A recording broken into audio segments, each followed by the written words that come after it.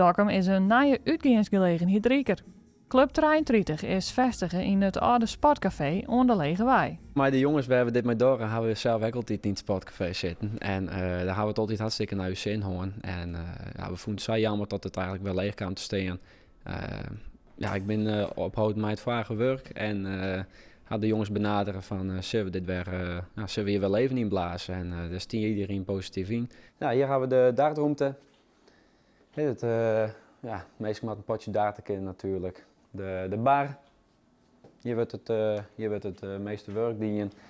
Ja, het wie hier een grote sale voorheen. En we gaan zijn van hoe gaan we dat wat knus en gezellig meidje in het lieds.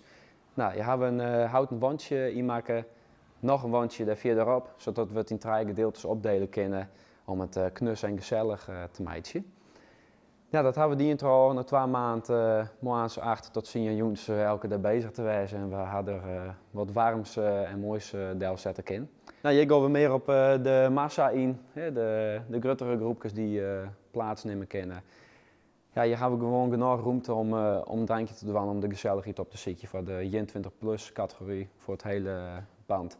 En om toch een beetje het dynamische erin te houden. In plaats van dat we een hele jongen op een tafeltje zitten, waar we eigenlijk zeggen kunnen. Nou, als er 2 ben van de tafel, dus zeggen we willen een potje poelen, biljarten, airhockey, darten, dan kan het al je dienen worden. Zodat we het wat bewegelijk houden en tot meesten even wat sneller wat oors kunnen doen. Nou, hier hebben we dus nog het doek, waar als het voetbal op jongen worden kan. De darten Formule 1, de toontjes tot en met de snijns. Het EK komt er natuurlijk aan, dan willen we hier volkomen. En net het onbelangrijkste, het poelen en het biljarten. Om toch contact te houden met alles hebben we de CLS'ers in het middendeel zetten, zodat we toch een oorscheidende ruimte hebben. En dat ze hier lekker los kunnen.